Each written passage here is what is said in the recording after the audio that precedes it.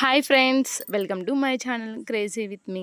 So ఈరోజు నేను మా అక్క స్టైల్లో చేపల పులుసు ఎలా ఉండిద్దో చూపించబోతున్నాను. సో వచ్చేయండి చూసేద్దాం. ఫస్ట్ మనం ఆనియన్స్ తీసుకొని వాటిని కట్ చేసుకొని ఒక కడాయిలో కొంచెం ఆయిల్ వేసుకొని వేపుకోవాలి. మరీ పచ్చిగా కాకుండా కొంచెం మంచిగా బ్రౌన్ కలర్ వచ్చేదాకా వేపుకొని వాటిని ఒక మిక్సీ జార్లోకి తీసుకోవాలి. దాంతోపాటు మనం ఉప్పు, కారం, పసుపు, ధనియాల పొడి, కొబ్బరి పొడి, అలాగే అల్లం వెల్లుల్లి పేస్ట్ తీసుకొని మనం మంచిగా మిక్సీ పట్టుకోవాలి. దాంతోపాటు ముందుగా మనం నానబెట్టుకున్న చింతపండు ఏదైతే ఉందో దాన్ని కూడా దానిలో వేసేసుకొని మొత్తం ఫైన్గా మిక్సీ పట్టుకోవాలి.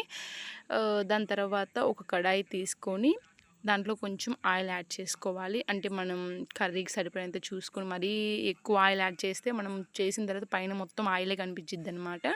సో అలా చూసుకొని కొంచెం యాడ్ చేసుకోవాలి. ఆ ఆయిల్ కొంచెం కాగిన తర్వాత దాంట్లో మనం ఏదైతే మిక్సీ పట్టాం కదా అదైతే దాంట్లో యాడ్ చేసుకోవాలి. సో కొంచెం ఉడికిన తర్వాత చూసుకొని వాటర్ అయితే వేసుకోవాలి. మా అక్క వాళ్ళు కొంచెం ఎక్కువ జోరుగా తింటారనమాట. సో అంటే వాళ్ళు జొన్న రొట్టెల్లోకి కావాలి. సో అందుకని వాళ్ళు కొంచెం ఎక్కువ వాటర్ యాడ్ చేసుకుంటారు. సో వాటర్ యాడ్ చేశాక అప్పుడు ఒకసారి ఉప్పు కారం చూసుకొని కొంచెం బాగా మరిగాక మనం ఏవైతే పీసెస్ తీసి పెట్టాం కదా ఫిష్ పీసెస్ అవైతే యాడ్ చేసుకోవాలి.